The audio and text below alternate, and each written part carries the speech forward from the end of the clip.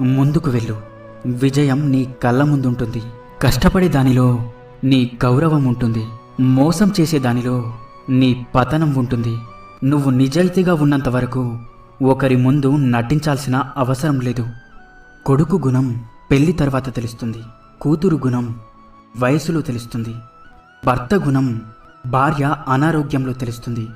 భార్య గుణం భర్త పేదరికంలో తెలుస్తుంది.